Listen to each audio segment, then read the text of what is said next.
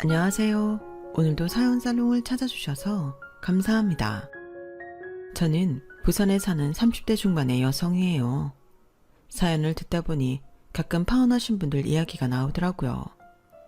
저도 파혼했던 적이 있어서 그런 사연은 더 귀 기울여 듣곤 했는데요. 이제는 제 이야기를 해볼까 하고 한번 신청해 봤어요. 같은 인간이라는 게 싫어지는 남친과 있었던 일을 들려드릴게요. 제 남친은 사귈 때는 평범하고 무난한 사람으로 보였어요. 저희가 만난 지 5개월 만에 결혼을 약속했거든요. 왜 어른들이 사람을 만나면 사계절은 겪어봐야 한다고 그러잖아요. 만날 때는 아무래도 겉모습과 저한테 해주는 것만 봐서는 사람 속까지 절대 알 수 없는 게 맞더군요. 저는 엄마가 중학생 때 돌아가셔서 저와 남동생 그리고 아빠 이렇게 셋이 살았어요. 부모님은 부부 동반 모임에서 여행을 다녀오는 길에 트럭이 부모님이 타신 고속버스를 들이받아서 교통사고를 크게 당하셨어요. 그 사고로 엄마가 돌아가시고 아빠는 다리에 평생 장애가 남게 되신 거고요. 아빠는 엄마가 돌아가시고 홀로 살아남으셨다고 죄책감을 갖고 한동안 힘들어하셨지만 저희 남매를 위해 다시 힘을 내어 재활훈련을 하셨어요. 재활을 마쳤지만 아빠는 늘 지팡이를 쓰셔야 했고 컨디션이 좋지 않을 때는 휠체어도 사용하셔야 했어요. 하지만 그런 중에도 원래 하고 계시던 유통 쪽 사업에 더 힘을 쏟아 부으셨죠.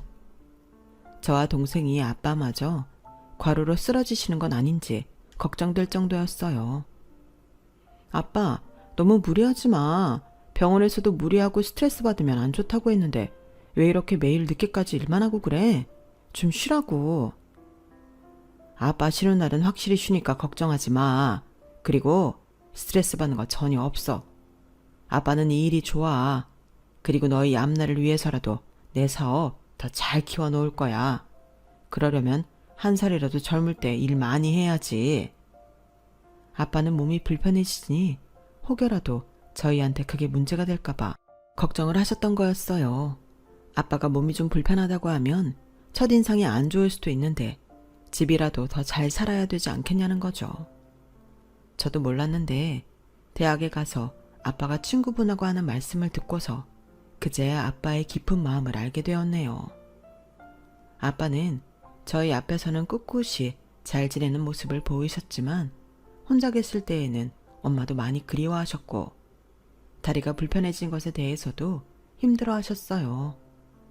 멍하니 하늘 보며 엄마 이름을 부르거나 내가 어쩌다 이렇게 됐냐며 혼잣말 하실 때가 있더라고요. 저와 동생은 그런 아빠 마음을 조금이라도 기쁘게 해드리려고 각자 자기의 할 일을 더 열심히 했고요. 저는 앞서 말한 아빠가 그렇게 열심히 일했던 이유를 알게 된 후 수능시험을 다시 봐서 더 좋은 대학에 들어갔어요. 아빠가 제가 들어가기를 바랐던 대학이었거든요.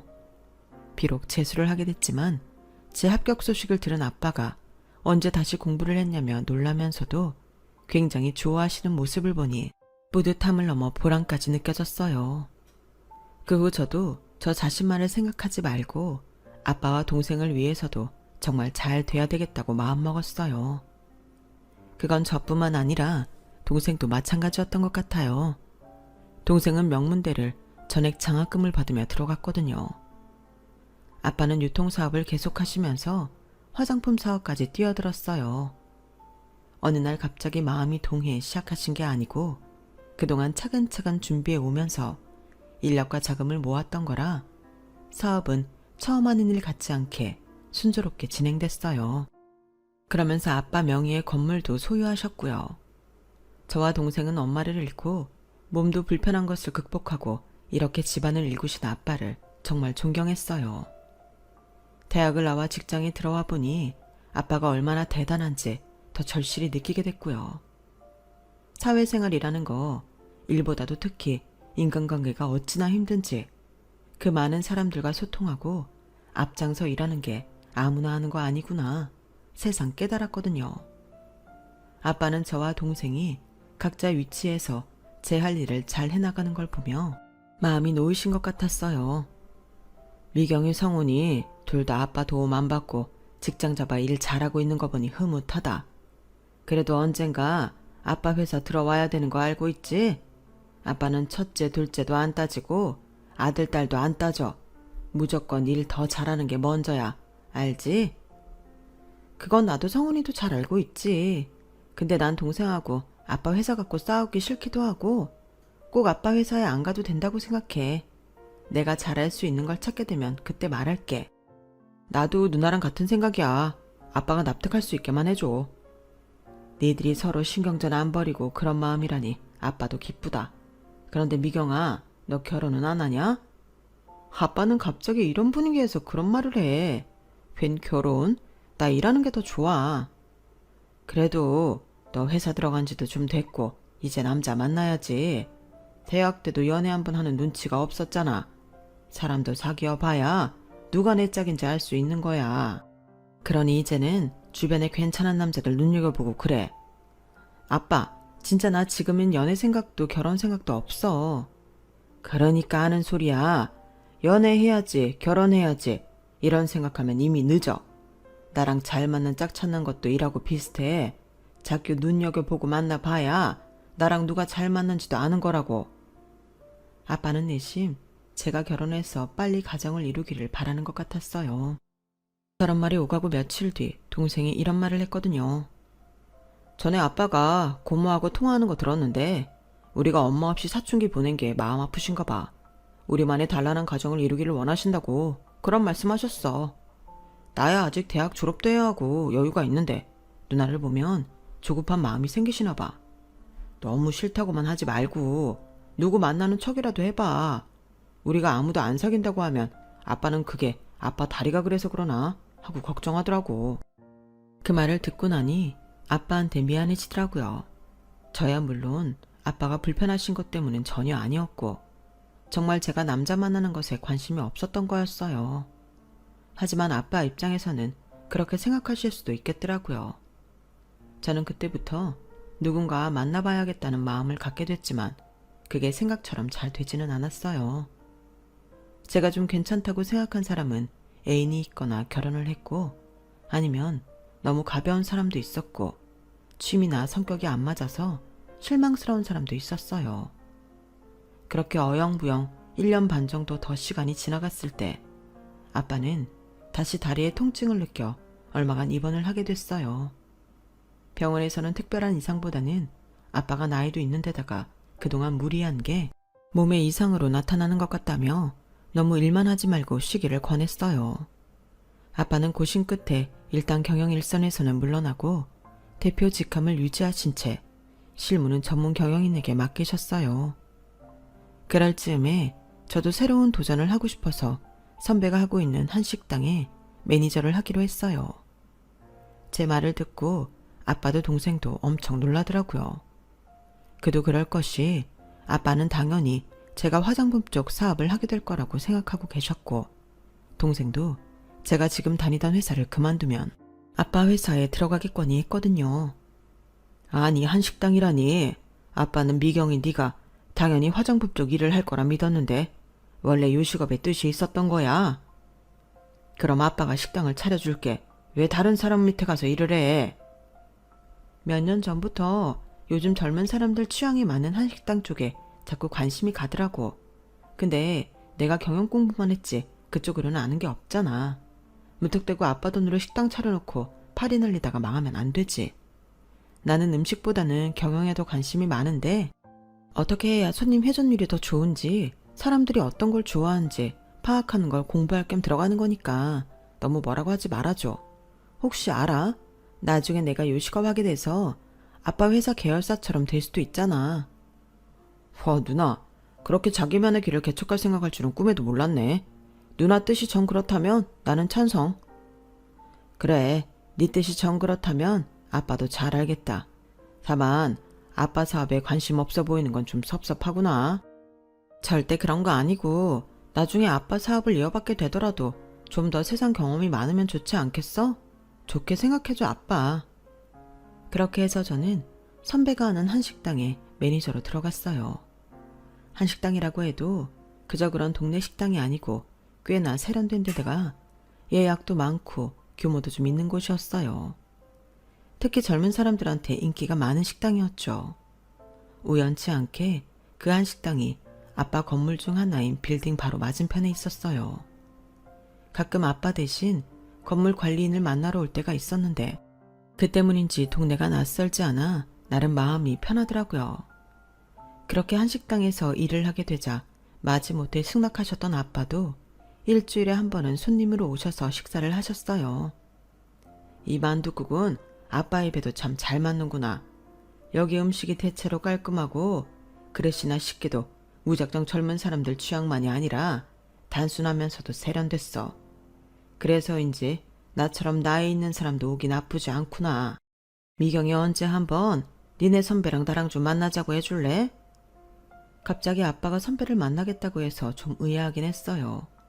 그런데 아빠는 생각지도 못한 밀키트 사업 이야기를 하시더라고요.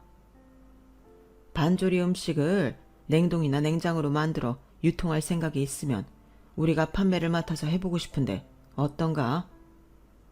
아, 미경이 아버님. 아니, 대표님께서 그렇게 적극적으로 해주신다면 저도 힘껏 해보고 싶습니다. 무엇보다 저희 음식을 좋게 평가해 주셔서 정말 감사합니다. 선배는 너무 좋아했고 저 역시 일이 좋은 쪽으로 잘 풀려가서 너무 잘됐다 싶었어요. 저는 식당 전체가 돌아가는 것과 재정 상태나 직원 관리 등에 대해 배우며 일하며 정말 시간 가는 줄 모르고 지냈죠. 제가 그러는 동안 선배는 주방팀을 아예 음식 개발팀으로 만들어서 밀키트를 만드는 데에도 힘을 쏟았어요. 1년이 넘는 시간이 지나 하나 둘 밀키트가 아빠 회사를 통해 세상에 나오면서 입소문도 나고 온라인에서도 많이 팔리게 됐고요. 저는 전보다 일도 꽤 능숙해져서 어느 정도 여유도 생기게 됐어요. 그 즈음에 저한테 남친이 생겼어요. 남친은 아빠 건물에 있는 직장에 다녔고 우리 식당에 점심을 먹으러 꽤 자주 왔어요. 일주일에 두세 번은 꼭 왔거든요. 남친이 저와 사귀기 전부터 저한테 자기가 땡땡 회사에 다닌다고 말을 해서 아빠 건물에 있는 회사라는 걸 알았죠. 그걸 제 입으로 그 건물 우리 아빠 거라고 말하지는 않았어요. 무슨 초딩이 우리 집 크다 그러듯이 자랑하는 것 같아서 그런 말은 하고 싶지 않더라고요. 또 그저 손님 중 한 명일 뿐인데 아빠 건물이네 뭐네 이야기할 필요도 느끼지 못했고요. 남친은 가끔 저녁에도 와서 식사를 했는데 그때에는 항상 가장 비싼 정식 세트를 주문하곤 했어요. 그러다가 단체 예약 손님들이 온 날 남친이 저녁을 먹으러 왔더라고요. 저는 단골 손님한테 특별한 혜택을 주고 싶어서 말을 걸었어요. 손님, 오늘 저희가 단체 예약을 받아서 메뉴에 없는 특별 정식이 나가거든요. 손님도 원하시면 그 세트로 드릴까요? 물론 가격은 늘 드시던 메뉴 가격으로 받을 겁니다. 강요는 아니고요. 오늘 저희가 평소에 만들지 않던 걸 만드니 손님께도 드리고 싶어서요. 가끔은 조금 다른 느낌으로 드셔보는 것도 좋지 않을까요? 아, 제가 평소 주문하는 걸 알고 계셨군요. 그렇게 신경 써주시니 그럼 오늘은 믿고 맡길게요. 알고 말고요. 늘 오셔서 셰프 정식 세트만 주문하시잖아요. 항상 제대로 드시는 걸 좋아하시는 분이구나 했죠. 제가 예전에 한정식하고 궁중 요리에 대해 좀 접할 기회가 있었거든요. 이 식당은 젊은 사람 취향을 잘 파악하면서도 고풍스러운 음식을 잘 만들어서 제가 좋아해요. 과분한 칭찬 감사합니다.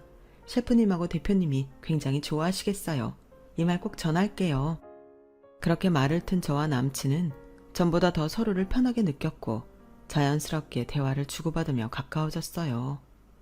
그러던 어느 날 남친이 점심을 도시락으로 포장해서 사무실에 갖다 줄 수 있냐고 식당으로 전화를 했어요. 런치 세트 중 가장 비싼 걸로요. 원래 도시락 형태로 포장이 되니 아마 될 거예요. 그런데 12인분이나 오늘 무슨 날이에요? 전체 회의를 하는 중인데 제가 그 식당 홍보도 할 겸 해서요. 이렇게 괜찮은 식당은 마구마구 알려야죠. 바로 코앞인데도 아직 한 번도 안 가본 사람도 있다고 해서 오늘 제가 마음먹고 쏘는 겁니다. 홍보까지 생각해 주시고 정말 감사합니다. 셰프님한테 말씀드려서 특별히 더 잘해서 보내드릴게요. 선배도 되게 좋아하겠는데요. 선배라고요? 누가 선배인데요? 아, 실은 이 식당 대표님이 제 대학 선배예요. 그런 인연이 숨겨져 있었군요. 아무튼 잘 부탁드립니다. 그렇게 남친은 전화를 끊었어요. 그날 도시락은 특별히 제가 직접 배달을 갔고요. 남친은 도시락을 받아 들고서는 갑자기 이런 말을 하더군요. 김미경 씨, 혹시 그 선배라는 대표랑 무슨 사이예요? 사귀는 사이? 그런 거예요? 네? 아, 아니에요. 저희는 철저히 일관계예요. 아, 난 또. 그렇다면 다행이네요. 네? 다행이라뇨. 뭐가 다행인데요? 아, 아닙니다. 저기, 기왕 말 나온 김에 말하자면 제가 김미경 씨한테 관심이 있어서요. 아, 그러세요? 아니, 제가 무슨 말을 해야 할지 몰라서. 제가 어떤 말을 해야 할지 몰라 머뭇거리고 있자 남친은 쑥스럽다는 듯 고개를 숙이며 맛있게 먹겠다고 인사를 하고 사무실 안으로 들어가 버렸어요. 그때 이후 저와 남친은 더 가까워졌고 언제부턴가 남친과 저는 서로의 퇴근 시간을 기다려주게 되었어요. 사귀자고 말은 하지 않았지만 그러면서 사귀는 사이가 된 거죠.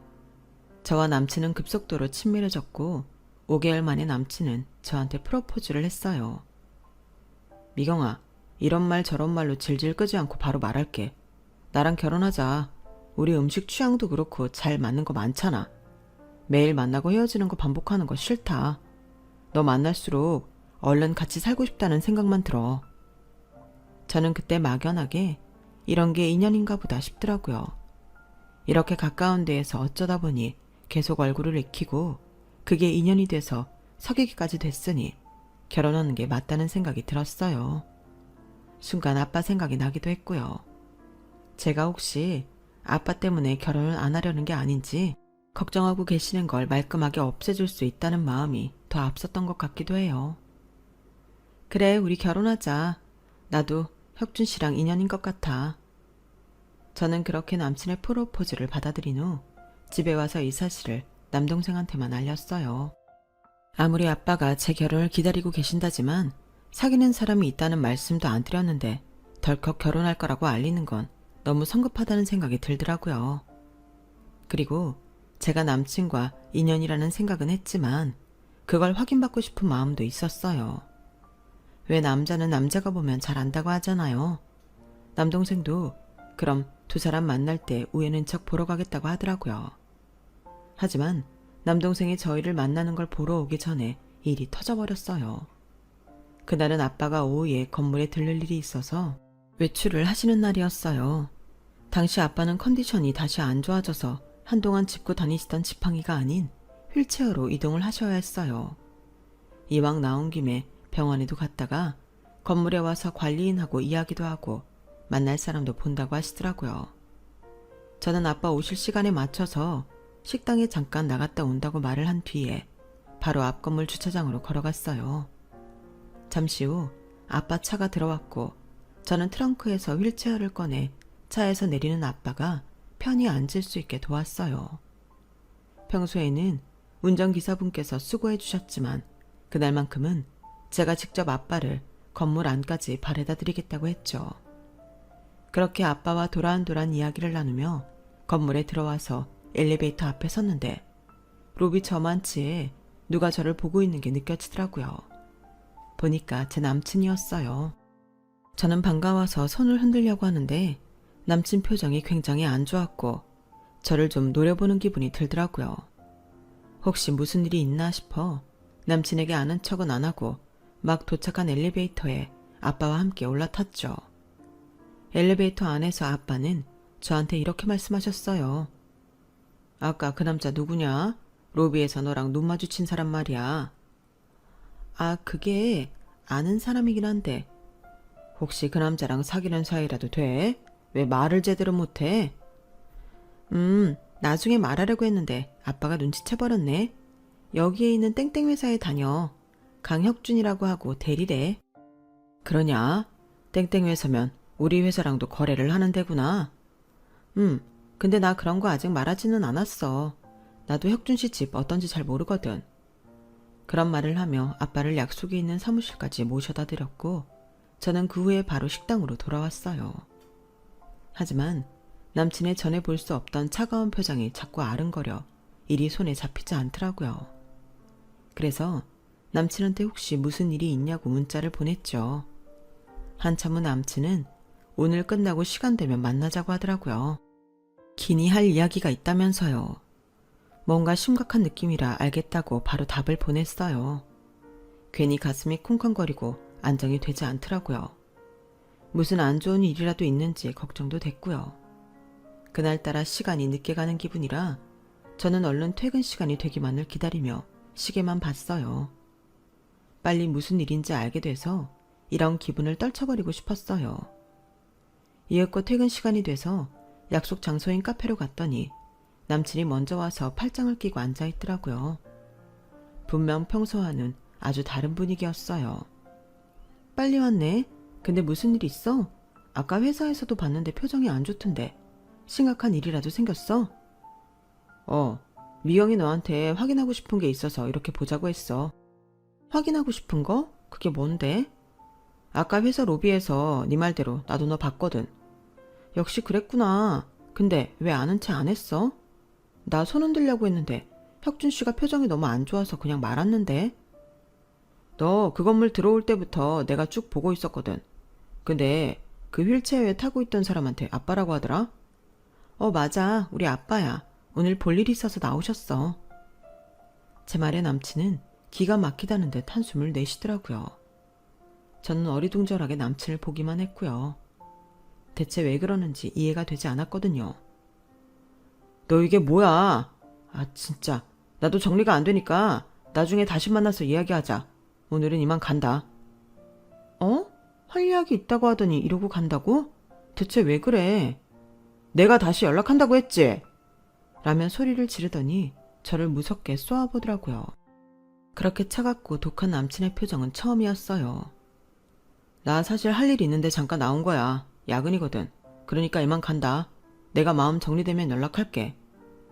그렇게 남친은 저를 두고 휙 나가버렸고 저는 그 자리에 앉아서 상황을 이해하려고 애썼어요.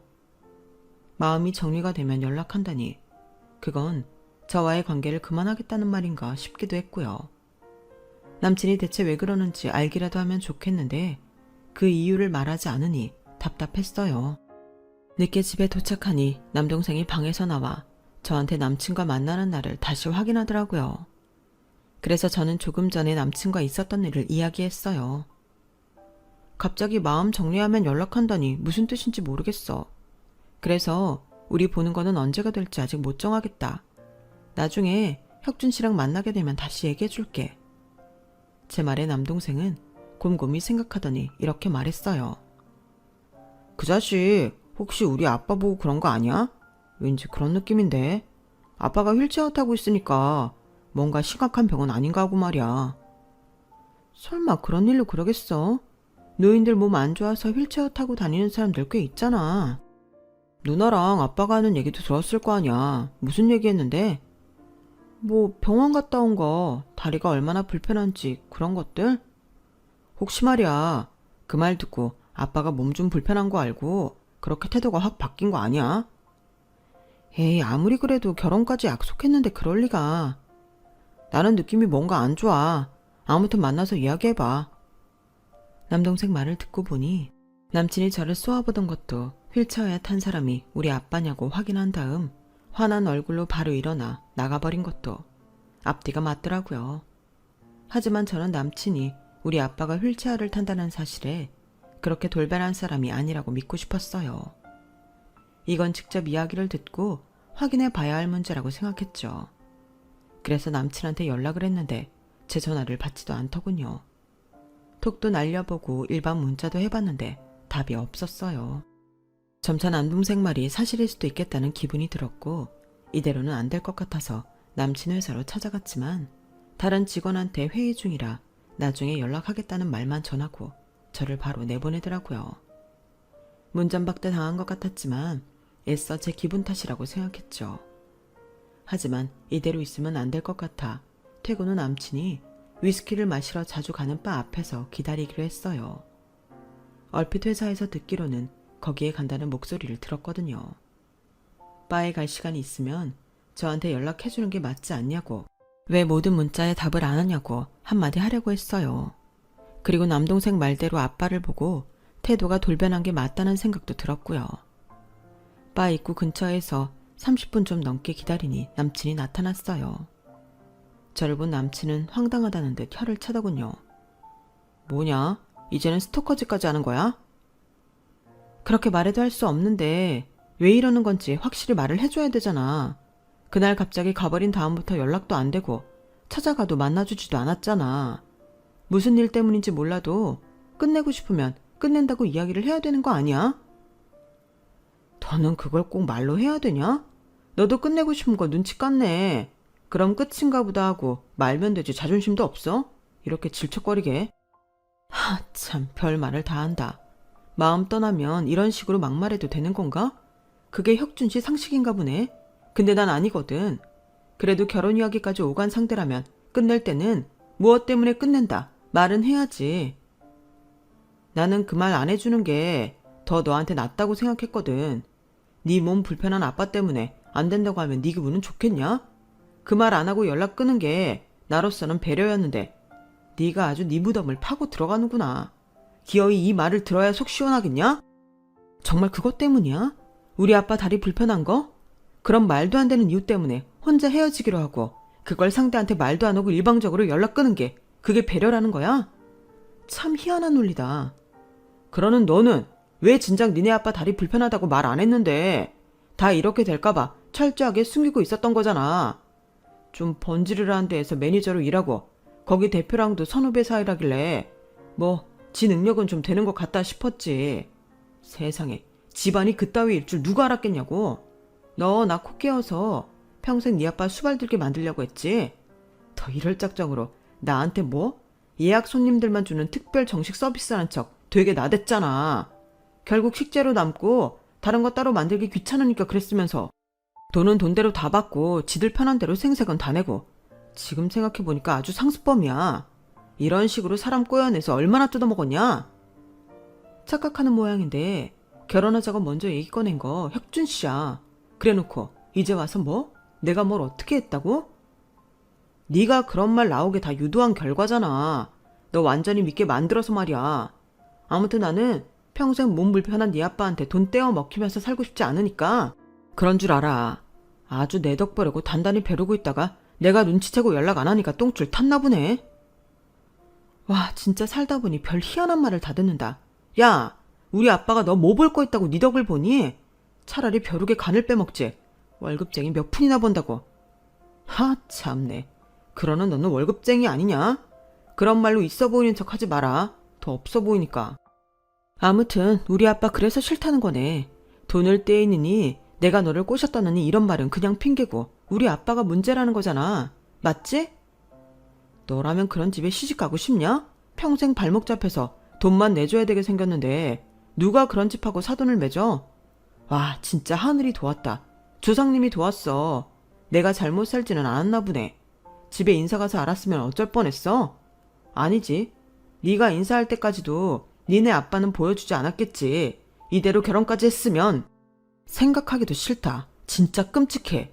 나는 네 계획대로 니네 집 빨대 대줄 생각 없으니 이제 완전 끝이야. 네 소원대로 다 말했다. 이제 속 시원하냐? 완전. 너란 놈이 이렇게 치졸하고 비열하고 가증스러운 인간인 줄 모르고 바로 결혼했으면 어쩔 뻔했어. 나야말로 조상님한테 감사하다고 100번 절이라도 해야겠어. 그리고 이건 마지막 선물이다, 이 자식아. 라며 저는 따귀를 한 대 갈겨버렸어요. 야, 너 미쳤어? 아주 마지막이 더럽네 이거. 이렇게 천박한 걸 돈 좀 깨나 나가는 식당 매니저라고 좋게 본 내가 잘못이지. 내가 할 소리를 네가 하냐? 너 앞으로 무슨 일이 생겨도 그거 다 네 탓이니까 후회하지 마라. 제 말에 남친은 뒤에서 저한테 한 번만 더 이러면 가만 안 둔다는 둥 펄펄 뛰고 난리를 쳤어요. 남동생이 생각했다는 게 맞다는 걸 확인한 순간 저는 너무 가슴이 찢어지는 것 같고 동시에 분노가 치밀었어요. 저딴 인간이 감히 우리 아빠를 무시하다니 화가 나서 견딜 수가 없었죠. 1년 중 거의 반을 그런 인간과 만났다는 것도 참을 수 없이 치욕스러웠어요. 저는 하룻밤 동안 잠을 못 자며 혼자 분을 삭히다가 결국 남동생한테 이 같은 사실을 전했어요. 남동생은 그럴 줄 알았다는 듯 고개만 끄덕이더라고요. 그리고 저는 출근을 했고 모든 걸 잊으려고 더 열심히 일에만 파고들었어요. 그런데 남동생이 전화를 해서 지금 바로 도시락을 아빠 건물에 있는 땡땡 회사로 배달해달라는 거였어요. 거기는 강혁준 그 인간 있는 데인데? 아무튼 갖고 와. 누나가 직접 좀 갖다 줘. 저는 동생이 그 회사에 무슨 볼 일이 있을까 싶어 갸웃했지만 일단 주문받은 거라 음식이 나오는 대로 포장을 해서 들고 갔어요. 한층 전체를 다 쓴 회사라고는 하지만 직원들 자리에 앉아있는 게 한눈에 훤히 다 보이더라고요. 제가 도시락을 들고 사무실 안으로 가자 남자가 저를 보고 놀라서 바로 앞으로 오더라고요. 야, 이거 뭐야? 뭐 하는 짓이냐고. 여기가 어디라고 감히 알짱거려? 누구세요? 저 여기 배달 왔어요. 누구세요? 하, 너 진짜 이렇게 나올래? 그리고 누가 여기 이런 도시락 시킨다고? 이거 시킬 사람 없거든? 빨리 나가. 당장 갖고 나가라고. 남자 목소리가 커지자 주변에 있던 직원들이 흘끈거리며 저와 남자를 쳐다보더라고요. 그러자 남자는 잘 됐다는 듯 작정하고 이렇게 말했어요. 이 여자 조심해요. 사람 꼬셔서 등쳐먹는 그런 인간이니까 다들 속지 말라고요. 눈웃음 살살 치면서 상냥한 척 해놓고 뒤통수 후려치는데 저 완전 발목 잡힐 뻔했다니까요. 그때 저만치에 있는 대표 사무실 문이 열리더니 남동생이 휠체어에 탄 아빠와 모습을 드러냈어요. 지금 누가 우리 딸한테 저 따위 말을 하는 겁니까, 이 대표? 저 사람 누구예요? 감히 우리 딸을 모욕하는 저 사람. 회사 대표는 얼굴이 하얗게 질렸고 남자의 상사인 팀장이 오더니 남자 팔을 잡아당기며 말했어요. 강혁준, 너 이리 와. 네가 한참 잘못한 것 같은데 저분은 우리 거래처 대표님 따님이야. 네? 그게 무슨 말도 안 되는. 저기 저 노인네. 아니 그러니까. 그제야 돌아서 아빠와 남동생을 본 남자는 말을 더듬기 시작했어요. 노인네? 그래. 네가 그렇게 비웃고 펄쩍 뛰게 싫어한 노인네가 바로 우리 아빠야. 너한테 돈 떼어갈 거라고 진저리 치며 나보고 조상이 도와서 결혼 전 알게 돼 다행이라고 한 사람이 바로 니네 회사 거래처 대표라고. 그 말에 남자 얼굴에 핏기가 싹 사라졌어요. 그리고는 정말 거짓말 안 보태고 달달 떨기 시작하는데 이 인간이 진짜 이렇게 비겁하고 못났구나 싶은 게 정말 정 떨어지더라고요. 회사 대표는 팀장을 불러서 다들 보는 앞에서 호통을 쳤어요. 자네는 직원 교육을 어떻게 시켰길래 이 모양이야? 아무리 거래처 대표를 모른다고 해도 그렇지 나한테 온 손님한테 노인네라는 둥 그런 무례한 말을 해. 그리고 잘 알아보지도 않고 중요한 VIP들한테 함부로 돼 있으니 이거 어떡할 거야? 강혁준이라는 사람 자네가 뽑자고 했잖아. 그런데 나 오늘 보니까 저 강혁준이 때문에 우리 회사 손해가 말이 아니던데 어떻게 된 거야? 손해요? 대표님 그게 무슨 말씀이신지. 재고 처리 엉망으로 해놓은 담당이 바로 저 강혁준이야. 그 말에 팀장은 얼굴이 싹 굳어서 남자를 노려보았고 남자는 어쩔 줄을 몰라 지 두 손을 맞잡고 절절 맸어요. 그때 남동생이 아빠 휠체어를 끌고 제가 있는 데까지 왔어요. 그러는 동안 전 직원이 자리에 일어나서 지켜보는데 무슨 영화의 한 장면을 보는 것 같더라고요. 말 한마디 하는 사람 없이 숨죽이고 지켜보고 있었거든요. 저와 남자가 있는 데까지 오자 아빠가 말씀하셨어요. 이렇게 자기 할 일도 제대로 못하는 인간이 감히 열심히 살며 자기 길 개척하는 내 딸한테 막말을 해? 게다가 회사에 피해까지 입히고 말이야. 이 대표, 나 이런 사람 있는 회사랑 뭘 믿고 거래합니까? 그 말에 회사 대표는 바로 달려와서 허리를 숙였어요. 죄송합니다, 김 대표님. 제가 이 일은 가시는 대로 바로 처리하겠습니다.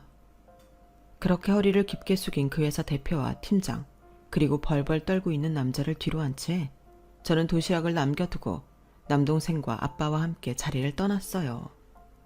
뒤에서는 그 회사 직원들이 수근거리는 소리가 들려왔어요. 뭐야, 그러니까 아빠가 다리 좀 불편하다고 지가 차놓고 여자 이상한 사람 만든 거잖아. 그러게, 근데 하필 여자가 우리 회사 거래처 대표 딸인 거고. 저 인간 언젠가 사고 칠 줄 알았어. 허영심만 가득해서는 세상 지 혼자 잘난 줄 알고 일도 엉망이더니 꼴 좋다. 그날 밤 남자는 식당 앞에서 저를 기다리고 있었어요. 그런 남자를 향해 저는 마지막 말을 날렸죠. 네 말 맞다나. 나야말로 인생 잘 살았나 봐. 너 같은 개차반하고 더 이상 엮이지 말라고 이렇게 파토나게 됐잖아. 와, 이게 진짜 인간님으로 될 일이니? 이런 거 모르고 너랑 결혼했으면 어쩔 뻔했어. 하긴 너랑 결혼할 일은 없었겠다. 너는 우리 아빠 휠체어 탄 거 봤으면 바로 쪽냈을 거 아냐. 야, 이건 얘기가 다르지. 너 왜 니네 아빠 사업하는 거 숨겼어? 그리고 저 건물도 니네 아빠 거고 그걸 진작 말했어야지. 왜? 그거 말하면 우리 아빠가 없어지니? 너 그딴 걸로 사람 판단하는 거 당연한 줄 아나 본데 나는 아니거든. 그리고 다른 사람들도 안 그래. 너 나랑 인연 끊었다며 왜 쳐자고 그래? 네가 한 말 돌려줄 테니까 잘 들어. 질척대지 말고 꺼져줄래? 꼴도 보기 싫으니까. 그러자 남자는 자기 얼굴을 두 손으로 감싸며 소리를 질렀어요. 아, 미치겠네. 돌아버리겠네. 제가 고성방가로 경찰에 신고한다고 하자 남자는 어쩔 수 없이 발길을 돌렸고 얼마 후 회사에서도 해고됐어요. 그런데도 이 인간은 지가 한 말도 기억 못하는지 몇 번이고 저를 찾아와서 다시 시작하자며 애원하고 잘못했다고 싹싹 빌기까지 하더군요. 저를 좋아하는 건 진심이었다나요? 아니, 저더러 사람 꼬시려고 작정하고 달려들었다며 공개 모욕까지 줘놓고서 어쩜 그렇게 뻔뻔한지. 제가 그 일 전부 다 다니던 회사에 올려놓겠다고 하니 그제야 꽁지 빠지게 도망쳐버리더라고요. 그 이후로 제 앞에 그림자도 비치지 않고 있어요. 아빠는 인생 공부했다고 생각하라며 결혼은 제가 정말 좋은 남자 만났다고 생각할 때 하라고 하시더군요. 더는 결혼하라, 남자 만나라 재촉하지 않겠다고 하시네요. 저도 남자도 결혼도 천천히 지금 제가 하는 일 열심히 하며 느긋한 마음으로 찾아볼 생각이에요. 제 이야기는 여기까지예요. 들어주신 분들 모두 건강하시길 바라고요. 항상 좋은 일만 생기셨으면 좋겠어요. 감사합니다. 여러분, 사연 댓글에 응원과 현명한 조언 부탁드려요. 좋아요와 구독은 저에게 큰 힘이 됩니다. 오늘도 좋은 일 가득하세요.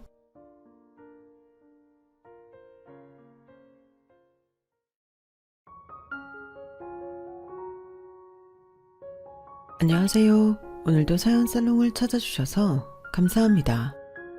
저는 30대 중반으로 이혼하고 비로소 제 인생을 살게 된 돌싱입니다. 제 지난 시간들을 되돌아보면 저는 참 순진하고 어리석었어요.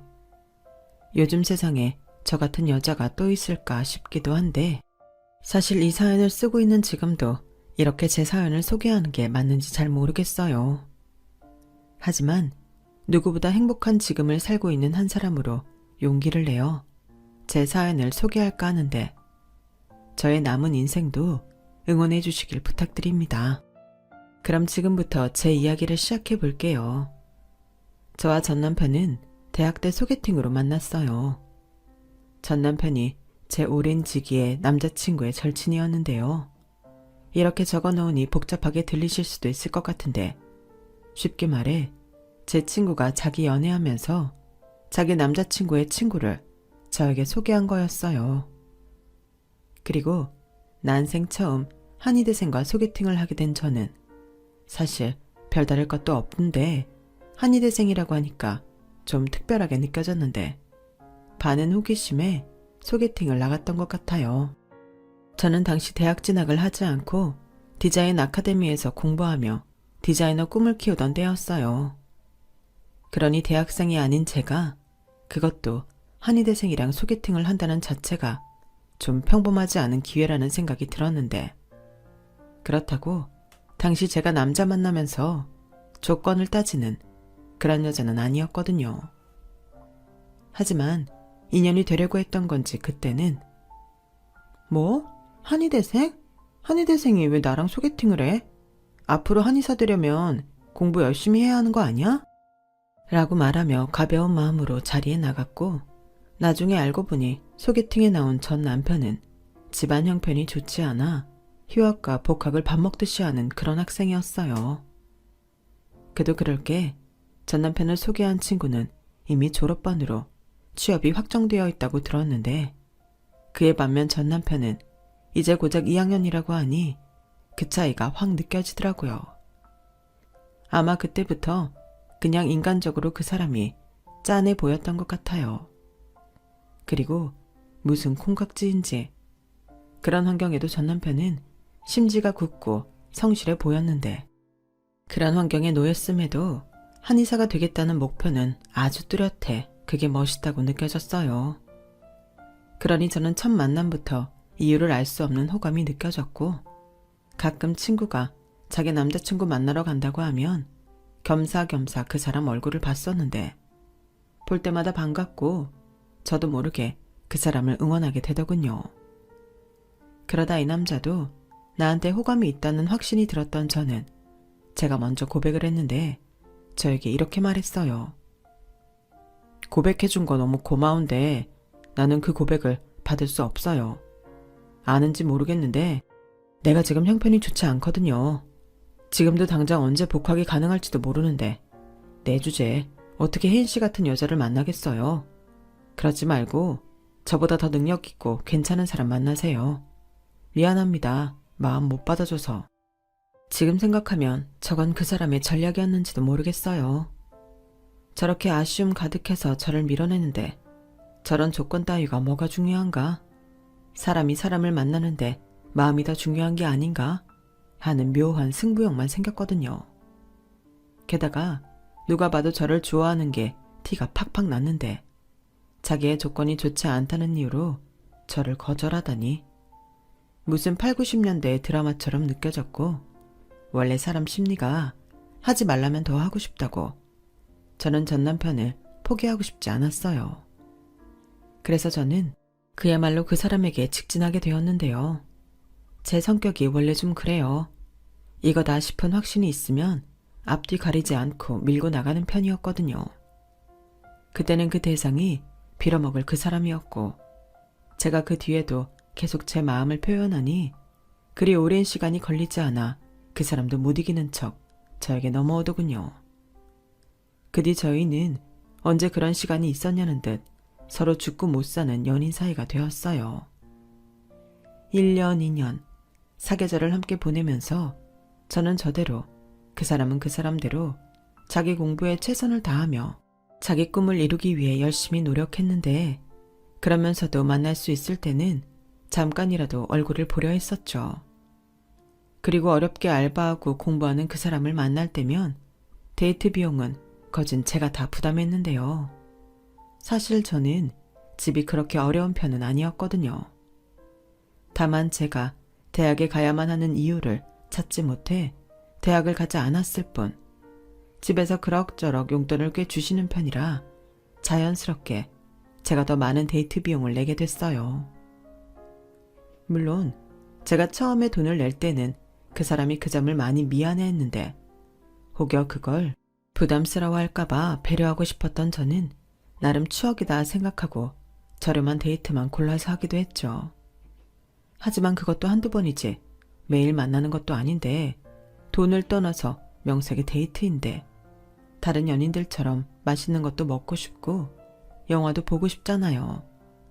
그래서 그 비용을 제가 부담했는데 그것도 익숙해진 그 사람은 어느 순간부터 제가 돈을 내는 걸 당연하게 생각하는 것 같았어요.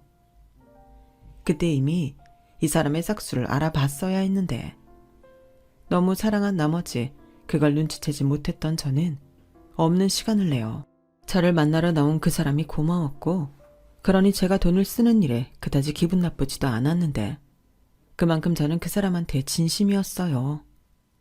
내가 좋아하는 사람을 만나는데 다른 남자랑 비교하기도 싫고 서로 환경과 조건이 다른데 그런 걸 따지면서 이 남자를 만나면 안 되는 거라고 스스로 생각한 저는 그 사람 그 자체만을 사랑했었죠. 그리고 알면 알수록 그 사람의 집안 환경이 안타까웠는데 그러니 어쩌다 자기가 사겠다고 지갑을 열어도 제가 싫다고 호들갑을 떨었네요. 그도 그럴 게 전 남편은 시아버님이 돌아가시면서 막대한 빚을 남겨 살던 집도 날리고 친척의 도움으로 얻은 투룸 빌라에서 어려운 생활을 이어가고 있었고 그럼에도 아직까지도 그 빚을 못 갚아 그 사람이 매달 생활비와 이자를 자기 엄마한테 주고 있었는데 정말 최악은 그의 못난 식구들이었어요. 하나 있는 여동생은 자기 처지도 모르고 허영심만 가득해 아르바이트하며 학비 버는 오빠한테 용돈 달라고 떼쓰고 그걸 옆에서 말려야 하는 그 사람의 엄마, 즉 시어머니는 잘난 당신의 아들이 이 모든 걸 해결해 줄 거라고 믿고 있는데 옆에서 그걸 다 아는 제가 어떻게 그 사람의 돈을 쓸 수 없었죠. 거기에 저는 그런 그 사람이 너무 안타까워서 세상에 자기 편은 하나 있어야 하지 않을까 하는 마음에 좋은 게 있으면 그 사람부터 챙기고 제가 알 수 있는 모든 걸 그 사람에게 해주니 그 사람은 몇 번이고 감동하며 울기까지 했어요. 그러니 제가 완전 이미 혼인신고 마친 부인이라도 된 듯 그 사람을 위하고 챙기게 됐는데 그래서일까요? 그 사람의 엄마, 시어머니가 저를 참 예뻐하셨어요.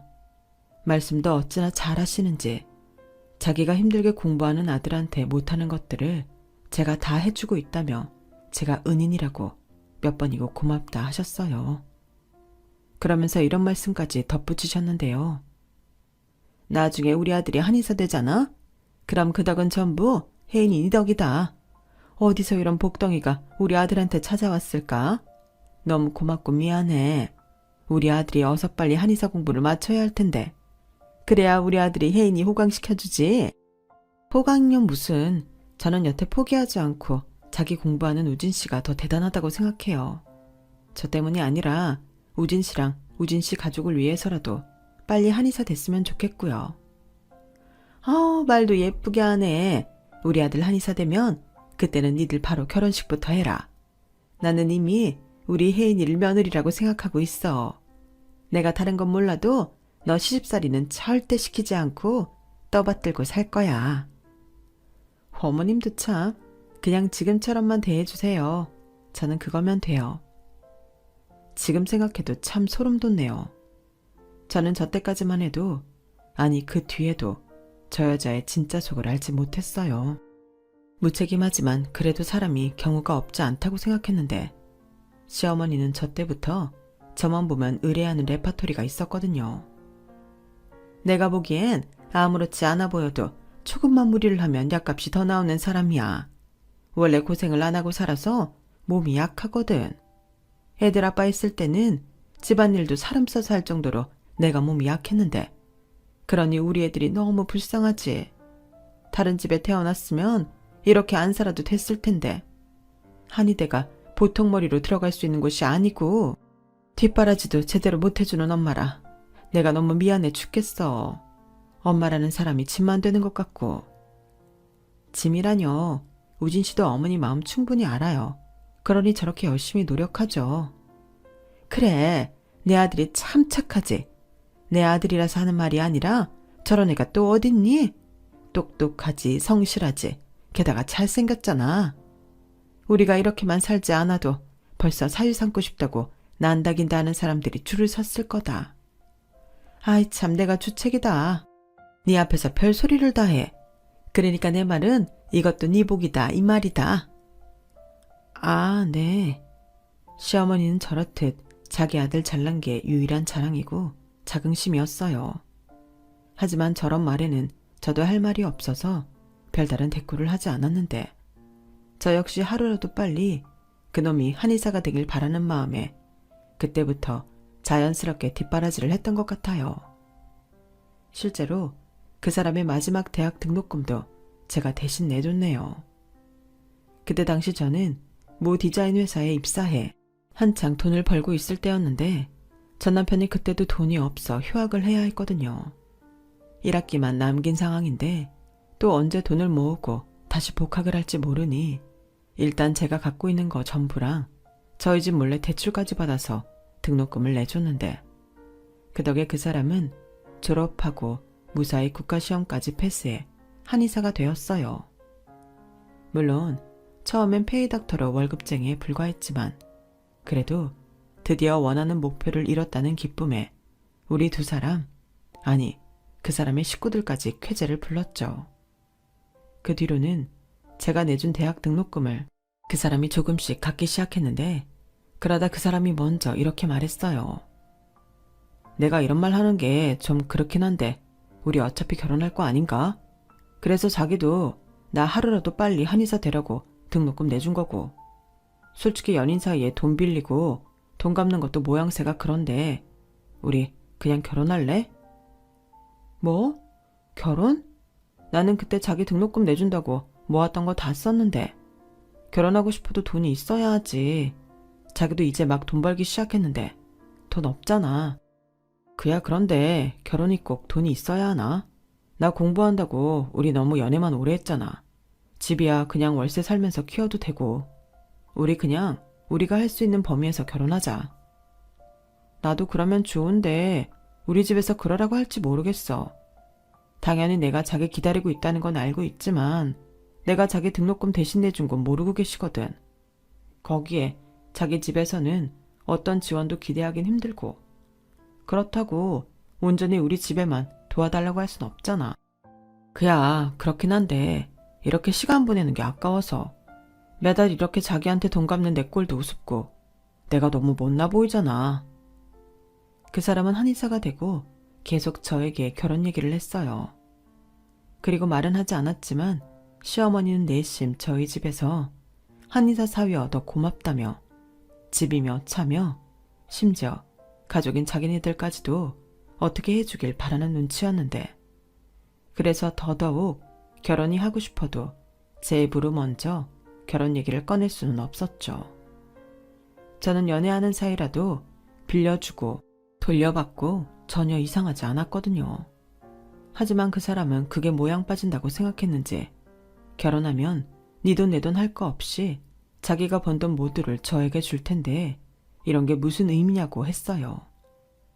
그러던 중 누구보다 저의 결혼을 바랬던 저희 부모님이 나서서 결혼 이야기를 꺼내셨고 아직 준비가 되지 않아서 결혼을 못하는 거면 신혼집 정도는 도와주겠다고 하셨는데 그때 옳거니 하고 전 남편이 결혼하자고 밀어붙였어요. 뭐 저도 할 수만 있다면 하고 싶던 결혼이라 그렇게 저희는 부부의 연을 맺었는데 결혼식을 올리는 그날까지 시어머니와 신우의 표정이 좋지 않더군요. 왜겠어요? 자기네들한테도 콩고물이 떨어져야 하는데 아무것도 없어서 불만이었던 거죠. 그저 한의대생일 때는 한의사 되면 전부 제덕이라고 하시더니 막상 자기 아들이 한의사가 되니 마음이 바뀌셨더라고요. 그제야 대학도 안 나온 제가 어떻게 한의사랑 결혼까지 할 수 있냐면서 저더러 전생에 나라를 구했냐는 등 비꼬기까지 하셨는데 그래서 저도 초장에 밀리지 않으려 노력을 많이 했어요. 어머니, 전에는 그렇게 말씀 안 하시더니 저 너무 서운해요. 그리고 이 아직 학자금 대출 갖고 있는데 이제 결혼하면 그것도 같이 갚아야 하고 어머니도 아시겠지만 이 마지막 등록금은 제가 낸 거 아시죠? 저도 어머니 아들 의사 만들려고 노력 같이 했어요. 그러니 그렇게 말씀하지 마세요. 전에는 결혼하면 잘 해주신다고 하셨으면서. 그야 그때는. 아니다, 내가 말을 말아야지. 나는 그냥 네가 땡 잡았다고 그거 알고 살라고 하는 말이다. 그런데 이제 막 시집 오는 새색시가 하고 싶은 말 다 하고 살면 어쩌냐? 나중에 나야말로 너한테 무시당할까 무섭구나. 엄마, 무슨 말을 그렇게 해요. 혜인이가 어디 그러랜가? 엄마도 이제 그만하시고 우리 이제 식구 됐으니까 잘 지내야죠. 우경이 너도 새언니한테 버릇없이 굴지 말고 잘해. 오빠는 왜 가만히 있는 나한테까지 뭐라고 해? 나는 나한테 잘해주는 사람한테 잘해.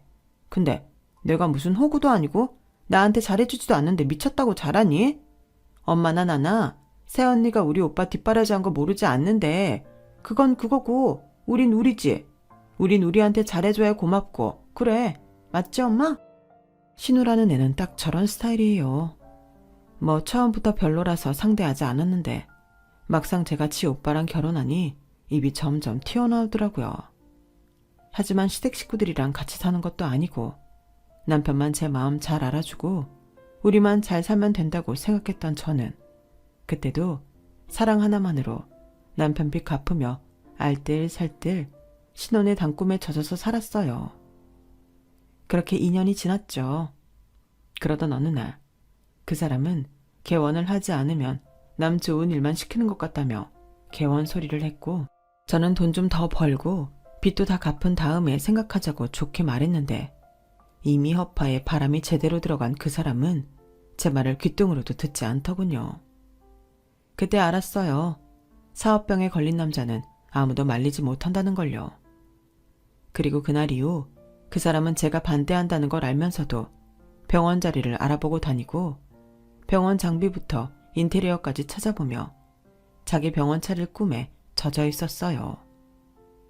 그리고 그 사람은 드디어 원하는 위치에 병원 자리를 봤다며 훗날 거기가 대단지 아파트 여러 채가 들어올 신도시라며 지금 아니면 나중에 들어가고 싶어도 돈이 너무 올라 못 들어간다며 거기에 병원을 오픈하겠다고 했어요. 아니, 그 정보 확실해? 그러다 그게 아니면 그때는 어쩌려고. 확실한 정보라니까. 나 아는 선배들도 전부 거기에 지금 병원 자리 알아보고 있어. 알만한 사람들은 이미 다 알아. 땅값이며 건물이며 매일매일 돈이 달라지고 있다니까. 지금 들어가야 돈 버는 거야. 아무리 그렇다고 해도 이건 너무 모험이지. 거기 가려면 대출 또 받아야 할 텐데. 우린 그럼 언제 애기 가져? 애야 천천히 가지면 되지. 그리고 거기 아파트 다 완공되잖아. 그럼 그 빚 갚는 거 시간 문제야. 뭐 제대로 알지도 못하면서. 자기는 내가 개원하는 거 싫어? 나는 뭐 평생 남의 밑에서 일해야 한다는 거야 뭐야. 내가 언제 또 그렇게 말했어. 지금은 좀 아닌 것 같다는 거지. 고작 2년 일했는데 자기가 무슨 경험이 있다고 개원을 해. 이봐봐. 지금 나 무시하는 거 맞잖아. 내 친구들 개원한 애들 많아. 내가 걔네들보다 졸업도 한참 늦는데 개원도 더 늦게 하라고?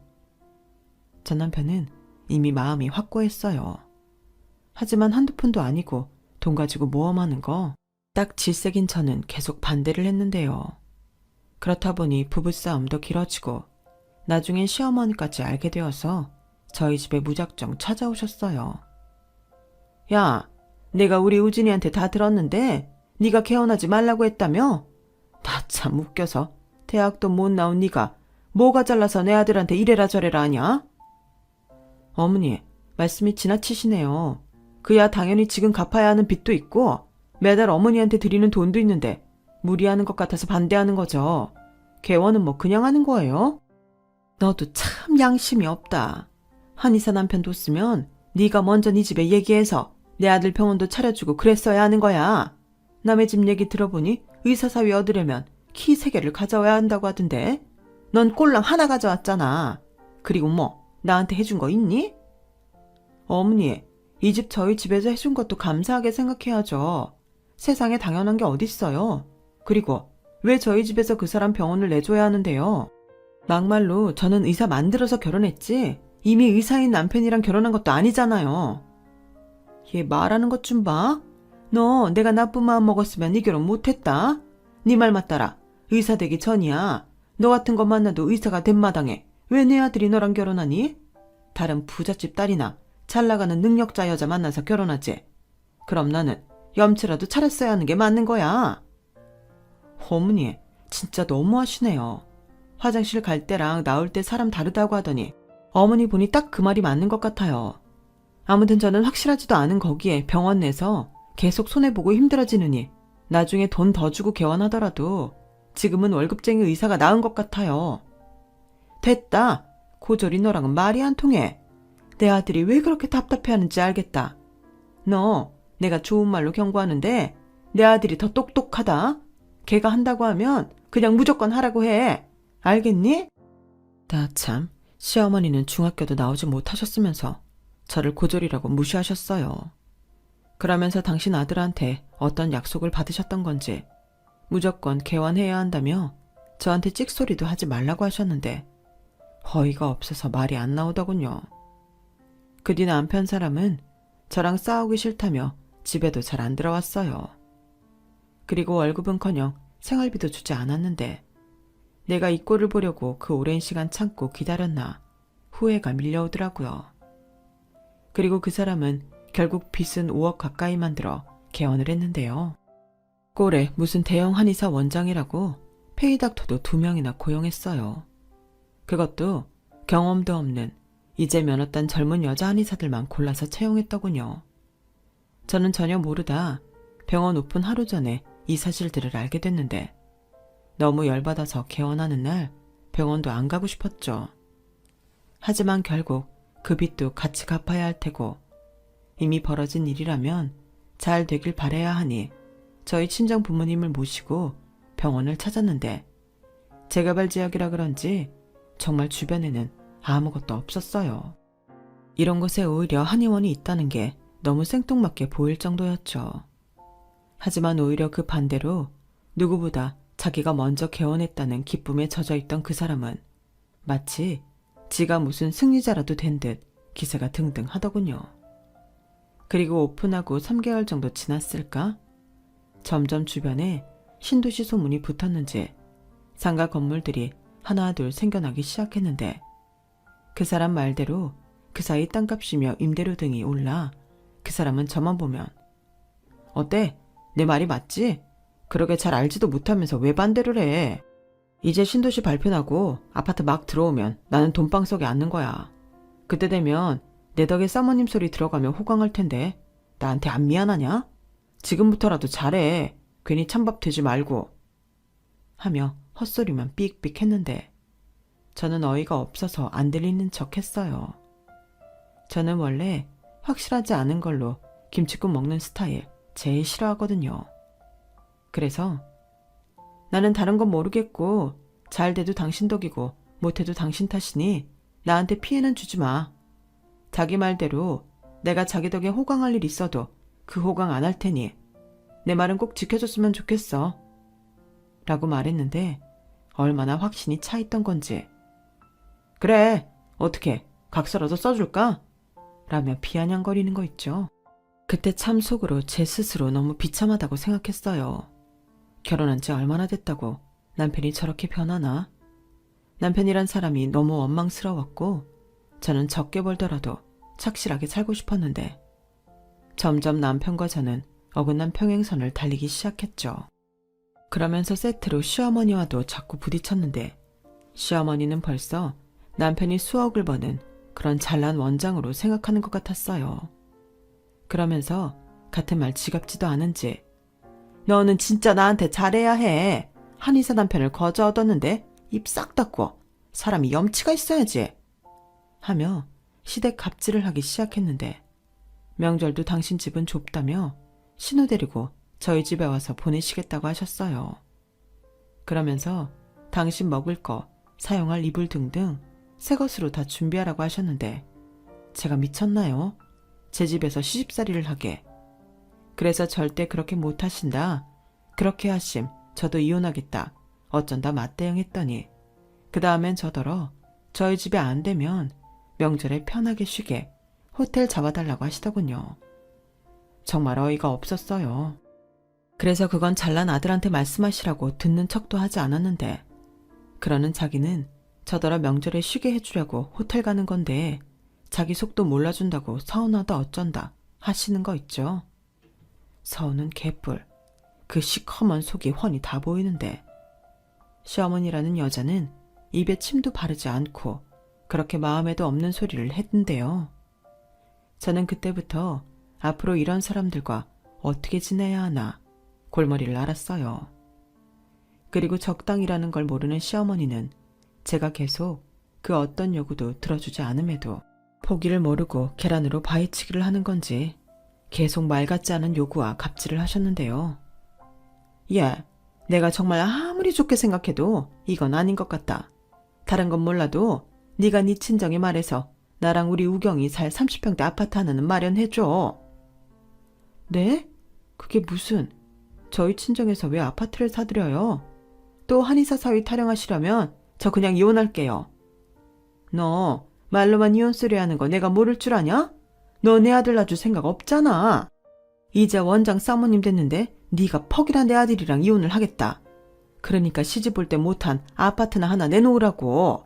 내가 언제까지 이 날까 빠진 빌라에서 사니? 내 아들이 병원 원장인데. 어머니, 그이가 개털 원장은 맞지만 저 그 사람 얼마 버는지 알지도 못해요. 저 생활비 하나 받은 적 없고 지금 적자가 나는 건지 흑자가 나는 건지 알지도 못한다고요. 근데 아파트를 내놓으라고요? 저 지금이라도 아니다 싶으면 이혼할 수 있어요. 어머니 아들도 아들일게요. 대신 그동안 제가 한의사 만든다고 쓴 돈이랑 그동안 못 내놓은 생활비 그 사람이 다 한꺼번에 해결해야 할 텐데 그 사람이 그럴 능력이나 있을까요? 능력? 지금 네 입에서 그런 소리가 나오니? 내 아들이 왜 능력이 없어? 고졸 따위가 어따 대고? 그리고 생활비? 예, 내 아들이 지금 바빠 죽겠어서 집에도 못 들어가는데 무슨 생활비를 내놓겠니? 너 혼자 사는데 생활비까지 줘야 해? 어머니, 그건 아니죠. 여긴 그 사람이랑 제가 쓰는 공동구역이에요. 집에 잘 안 들어온다고 생활비를 안 준다고요? 됐다. 잔말 말고 너는 내 아파트 구하면 계약금이나 싸. 알겠냐? 정말 그러기만 하세요. 저도 그땐 진짜 가만히 있지 않을 거니까. 지금 생각해도 진이 빠져요. 아니, 아들이 의사면 다 저 여자처럼 되는 건가요? 저는 무술 아들 가지고 저렇게 장사를 하려 하는 건지. 나중엔 시어머니 전화해도 받지 않았네요. 거기에 남편은 지 주제도 모르고 골프며 습하며 돈을 아주 펑펑 쓰는지 카드 고지서가 빽빽했는데 이건 아니다 싶어서 불시에 남편 병원으로 쳐들어갔어요. 그리고 거기서 차마 못 볼 꼴을 보고 말았는데 글쎄 이 사람이 지가 고용한 페이닥터랑 바람이 났더군요. 그러니까 그 사람이 꼴에 두 집 살림을 하고 있던 거였어요. 너무 기가 막혀 어이가 없었는데 지도 당황했는지 처음엔 오해라고 사과하더니 하루아침에 지는 이제 그 여자 없으면 못 산다고 했어요. 미안해. 근데 나도 사람이라 어쩔 수 없다. 우리 계속 안 좋았잖아. 근데 유진이랑은 대화도 잘 되고 무엇보다 나를 많이 위해줘. 같은 의사라서 서로 통하는 것도 많고 서로 환자 보면서 의논도 하다 보니 서로가 서로한테 의지가 되고 그러네. 그래서 두 집 살림을 했다? 의지가 돼서? 비꼬지 마. 그냥 유진이 집이 근처라 자주 갔을 뿐이야. 어차피 너도 나랑 이혼하고 싶다고 했다며. 위자료 내가 원하는 만큼 줄게. 그럼 너도 손해보는 거 없고 우리 애도 없으니까 정리해도 깔끔하잖아. 왜? 나랑 이혼하고 걔랑 결혼하게? 그래서 나한테 위자료는 어떻게 줄 건데? 설마 잊지 않았지? 내가 한의사 만든다고 쓴 돈들. 내가 사채빚을 내서라도 줄게. 그럼 이렇게 열내지 않아도 되잖아. 뭐하러 싸우냐? 서로 이제 애정도 없는데. 우리 그냥 쿨하게 헤어지자. 저는 그 사람의 쿨하게 헤어지자는 말에 자존심이 상했어요. 제가 지한테 매달릴 것도 아닌데 저런 소리를 내가 왜 듣고 있나? 받을 돈이나 왕창 뜯어내고 저딴 사람 버리고 싶더라고요. 그래서 친정에도 이혼할 거라고 말했고 그 사람이 페이닥터랑 바람난 사실도 모두 말해버렸는데요. 저희 아빠 성격이 좀 불같으시거든요. 병원에 가서 두 사람을 제대로 개망신을 시켜준 것 같았어요. 그러자 시어머니가 위자료까지 챙겨준다고 하는데 이게 무슨 개망나니 같은 짓이냐며 결혼식 올려야 하는데 신부 머리털 다 뽑아놨다고 노발대발하시며 위자료를 깎아야겠다고 하더군요. 깎아요? 나 참 기가 막혀서 저도 쿨하게 헤어지려고 했는데 이렇게 지저분하게 나오시면 저도 가만히 있을 수 없어요. 저 제대로 소송할게요. 서로 시시비비 가리고 계산기 똑바로 두드리시죠. 뭐야? 네가 아주 돈독이 제대로 올랐구나. 왜? 이혼당하는 마당에 한몫 잡고 싶니? 천박한 것 같으니라고. 나는 처음부터 너 마음에 안 들었어. 내 눈이 정확했지. 내가 남자라도 너랑 사느니 딴 여자랑 바람 피우겠다. 이건 뭐 사근사근하기라도 하나. 이해심이 넓기라도 하나. 지도 바라는 이혼이었다면서 어디 감히 내 아들 며느리한테 손을 대? 너 곱게 말할 때 내 아들이 주는 대로 받고 이혼해라. 그건 제가 알아서 할게요. 원하는 대로 주면 알아서 먼저 이혼 도장 찍을 거고 어머니처럼 말도 안 되는 소리 하면 저 소송할 겁니다. 유책 배우자라는 말 아시죠?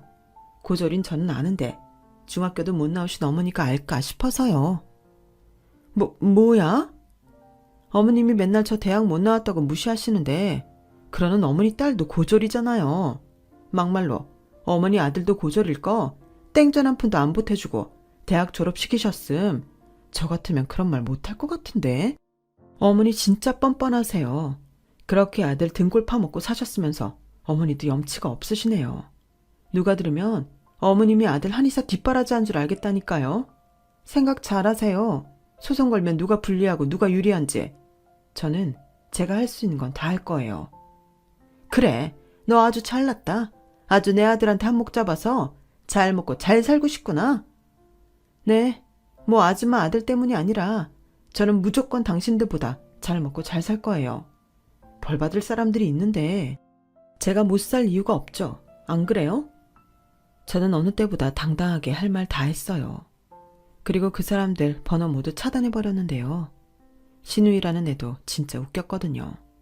그 와중에 저한테 전화를 해서는 자기가 제 편 들어줄 테니 돈을 달라고 하는데 얘도 정상은 아니구나 싶었어요.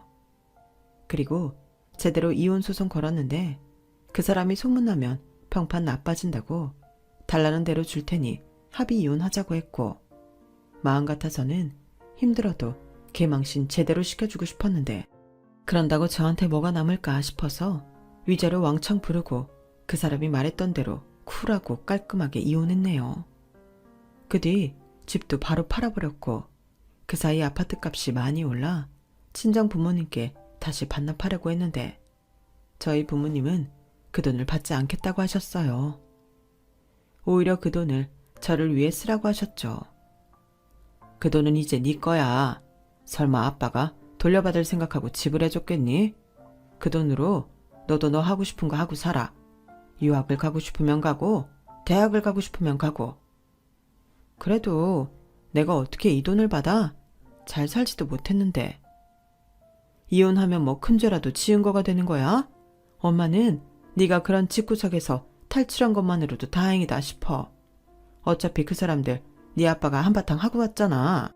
그럼 된 거지. 너 하고 싶은 거 없어? 그럼 기분 전환하러 여행이라도 다녀와.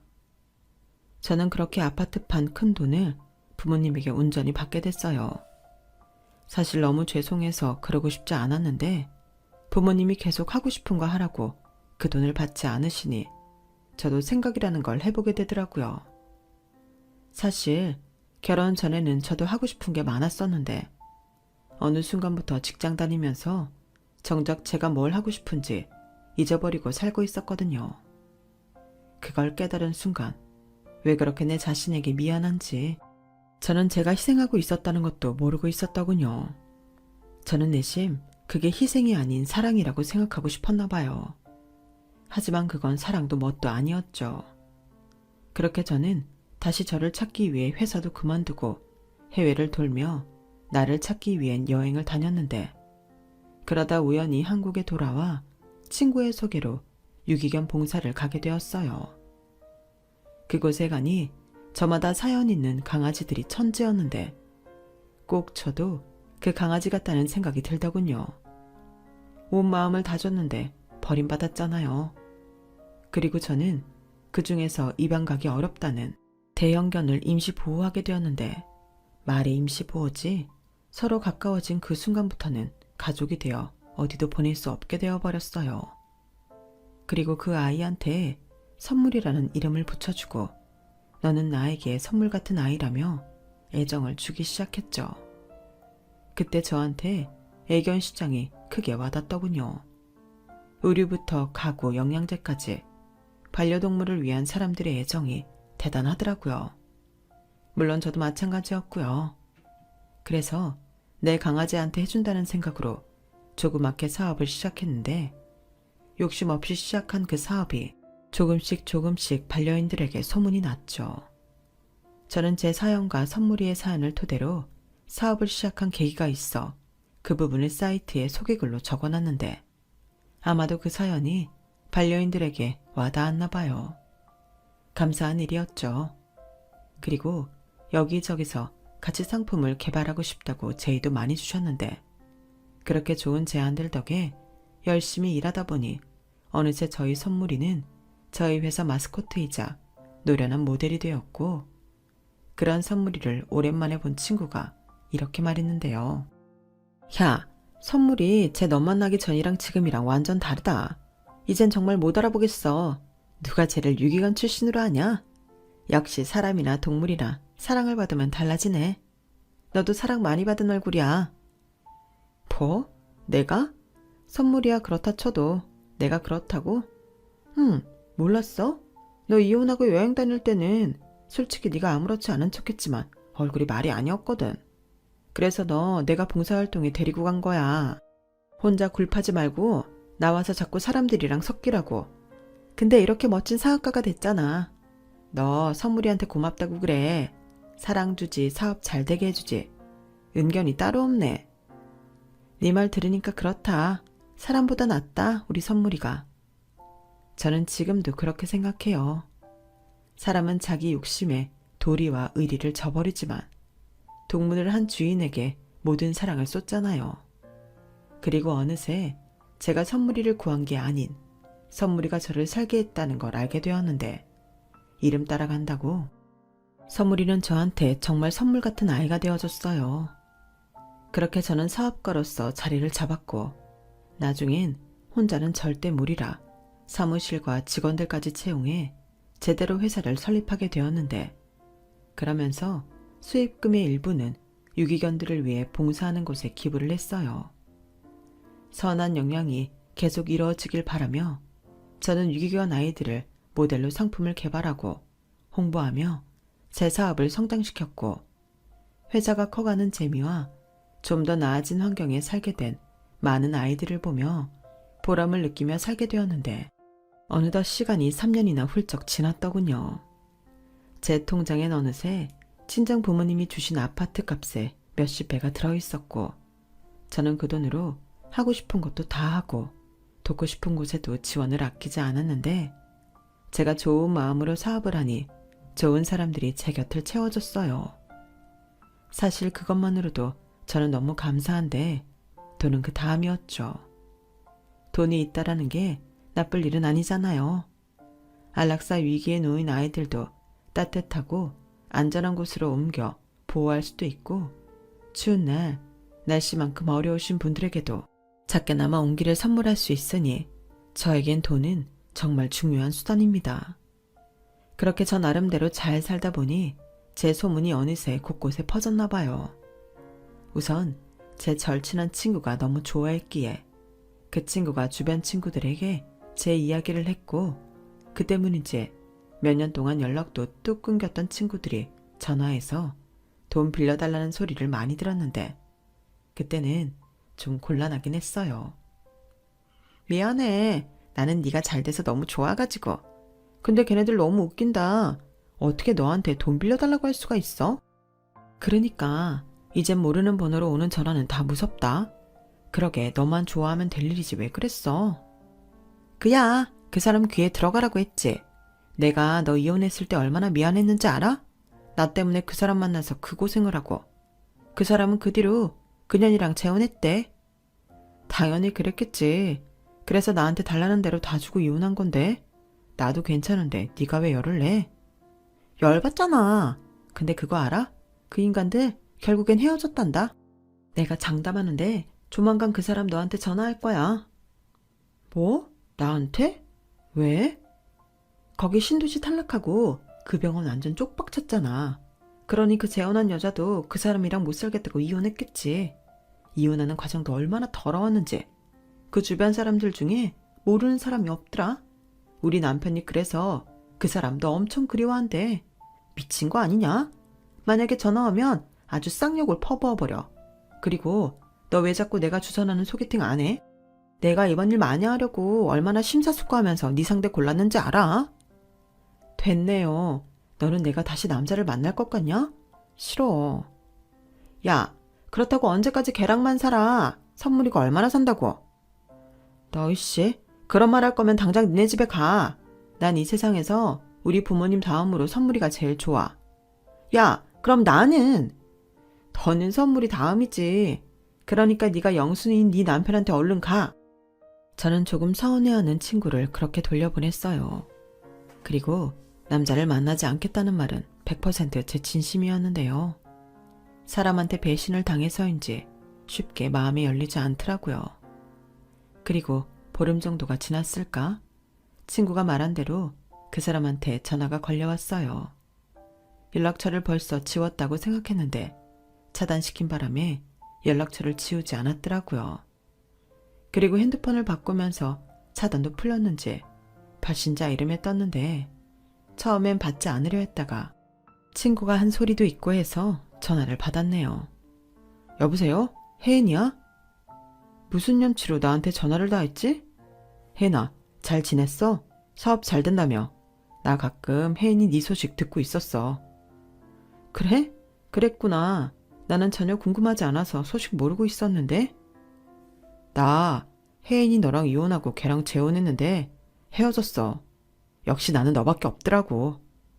웃기고 있네.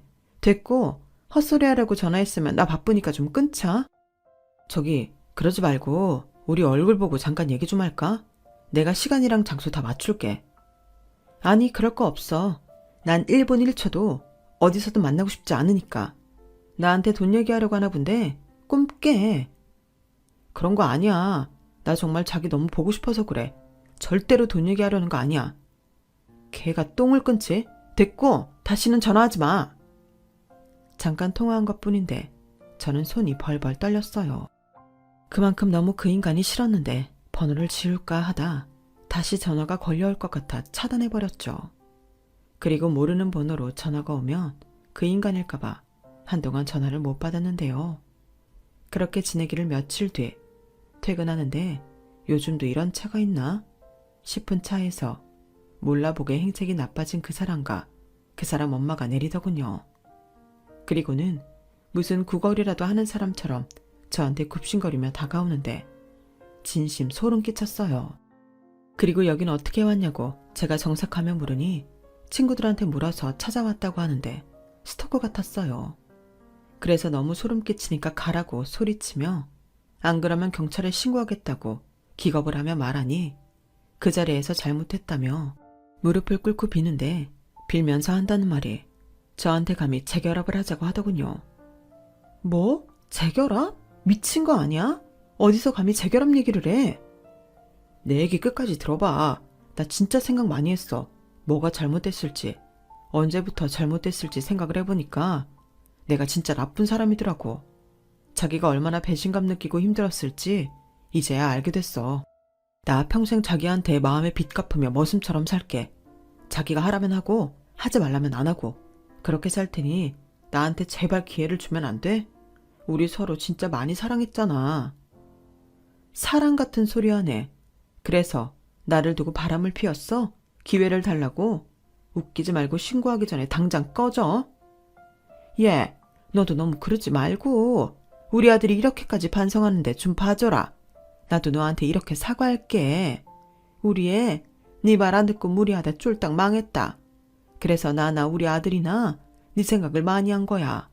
구관이 명관이라고 이제야 조강쳐 버리면 안 된다는 걸 안 거지. 그러니 우리 노력을 봐서라도 다시 생각해주면 안 되겠니? 아니 싫다는데 왜 그러세요? 저는 그때 오만정 다 떨어지고 다시는 보고 싶지 않아요. 제가 싫은데 뭘 어쩌라는 거죠? 진짜 이기적이네요. 어쩜 사람이 한결같아요. 당장 가세요. 저 정말 신고할까요? 혜인아, 내 이름 부르지 마. 재수없으니까. 야, 너도 진짜 너무한다. 너는 우리 아들 그렇게 좋아해놓고 마음도 안 쓰이니? 우리 아들 지금 이혼 2번이나 해서 다시는 여자도 못 만나고 빚만 떠안고 살게 됐는데 너만 잘 살면 다야. 너도 양심이 있으면 생각을 해봐라. 너 지금 잘 나간다는 사업 결국 우리 아들 아니면 시작도 못했잖아. 우리 아들 잊으려고 독하게 하다 보니 잘 된 거 아니야? 그럼 우리 아들 덕도 있는 건데 어쩜 너는 내가 이렇게 모지니? 위자료도 그렇게 많이 뜯어갔으면서 지금이라도 그 돈 이자 쳐서 다시 내놔라. 노망 나셨어요? 아니면 너무 어려우니까 억지라도 부리고 싶으세요? 누가 위자료를 이자를 쳐서 갚아요? 말 같은 소리를 하세요. 그때 제가 말했죠. 저는 무조건 당신들보다 잘 살 거라고. 저 진짜 열심히 했어요. 누구처럼 허황된 꿈을 꾼 게 아니라 진심을 다해서 했다고요. 근데 돈을 달라고요? 지나가는 불쌍한 개한테 돈을 줄지언정 개만도 못한 당신들한테는 10원도 아까워요. 저는 아무리 화를 내도 그들이 돌아갈 낌새가 보이지 않아 핸드폰을 꺼내 112를 찍었어요. 그리고 통화 버튼을 누르려는 찰나 제가 신고하려고 한다는 걸 안 시어머니가 저를 밀쳤고 그 바람에 제 핸드폰이 날아갔는데 날아간 곳이 하필이면 쓰레기통이었어요. 그러니 열이 확 뻗친 저는 핸드폰을 주우러 쓰레기통에 갔는데 그런 저를 뒤에서 시어머니가 확 밀쳤어요. 자기도 이제 못 찾겠다는 거였죠. 그 바람에 쓰레기통에 정면으로 부딪힌 저는 너무 열이 받았고 바로 옆에 음식물 쓰레기통이 있는 걸 보고 그 통을 들어 바로 그 사람들에게 부어버렸는데요. 어디서 그런 괴력이 솟아났는지 무게감이 전혀 느껴지지 않았어요. 오직 그 염치 없는 것들의 비명만 통쾌하게 들렸죠. 어찌나 방방 뛰던지 시어머니가 뛸 때마다 음식물 쓰레기 국물이 뚝뚝 떨어지는데 어찌나 속이 시원하던지 저는 그 모습을 실컷 보고 핸드폰과 가방을 주어 그들에게 전에 식당에서 챙겨둔 물티슈를 던졌어요. 그리고 우선 그걸로라도 닦아. 그리고 명심해. 지금 이건 정당방이다. 니네 엄마가 먼저 나 밀었잖아. 그리고 또다시 전화하거나 나타나면 그때는 스토커로 신고할 거고 니네 엄마 폭행죄까지 더해서 제대로 싸워줄 테니 그런 줄 알아. 알다시피 내가 이젠 돈이 좀 많아서 무서울 게 없거든. 나랑 제대로 싸우고 싶으면 너도 변호사 사던가. 그럴 능력도 없겠지만 라고 말했는데 그제야 지처지를 안 건지 제가 어림없다는 걸 깨달았는지 그 사람이 흐느껴 울면서 얼굴을 떨구더군요. 솔직히 그때는 좀 짜증났어요. 그냥 잘 살든 못 살든 나타나지 말지. 왜 제 앞에 나타나 이런 추태를 보이는지 정말 싫더라고요. 그 뒤 다행히 제 말귀를 잘 알아들은 건지 아니면 제대로 겁을 먹은 건지 그 사람은 제 인생에서 퇴장했어요. 지금도 가끔 그 사람이 다시 나타날 수도 있다고 생각하긴 하는데 그 뒤 사무실 확장하느라 이사도 했고 다음엔 상대하지 않고 바로 신고하려고요. 그리고 할 수 있는 모든 조치를 다 할 참인데 다행스럽게도 그 사람, 그 아줌마 머리털도 보이지 않네요. 그리고 바람이 있다면 앞으로도 영원히 그렇게 안 보고 살고 싶은데요. 지금 생각해도 그때 음식물 쓰레기를 쏟아부은 건 신의 한 수였어요. 지금도 일하다가 기분 꿀꿀할 때면 그때 일을 생각하곤 하는데 그럼 저절로 기분 전환이 되거든요. 아, 물론 그들에겐 지우고 싶은 치욕의 순간이겠죠. 그러게 감히 누구 앞에 나타나서 헛소리를 하냐고요. 재결합? 웃기지 말라고 하세요. 어떻게 찾은 제 인생인데 다시 그런 시궁창으로는 들어갈 수 없죠. 그리고 저는 앞으로도 빛나는 제 인생을 위해 최선을 다할 생각인데 부모님한테 효도도 많이 하고 선물이랑 남은 인생 행복하게 살고 싶어요. 거기에 제가 할 수 있는 한 많은 곳에 따뜻한 손길을 보내며 살고 싶은데 선물이가 저에게 정말 선물이었던 것처럼 저도 그들에게 선물 같은 존재이고 싶습니다. 제 이야기는 여기까지예요. 어릴 적 뭣도 모르고 좋아하는 남자를 위해 돈까지 빌려줬던 저지만 그때 빌려준 거 야무지게 잘 챙겨 지금의 삶을 만들었으니 저 그렇게 한심하진 않죠. 사람은 누구나 실수를 하잖아요. 중요한 건 같은 실수를 반복하지 않는 것. 저는 앞으로 아무리 사람이 좋아도 똑같은 실수는 하지 않을 겁니다. 그만큼 저도 사람 보는 눈이 생겼거든요. 이젠 좋은 사람들과 따뜻한 마음을 나누며 행복하게 살 거예요. 그럼 지금까지 제 사연 들어주셔서 대단히 감사합니다. 사람 마음 이용하는 나쁜 사람들 말고 좋은 사람들과 늘 함께 하시길 바랄게요. 안녕히 계세요. 여러분, 사연 댓글에 응원과 현명한 조언 부탁드려요. 좋아요와 구독은 저에게 큰 힘이 됩니다. 오늘도 좋은 일 가득하세요.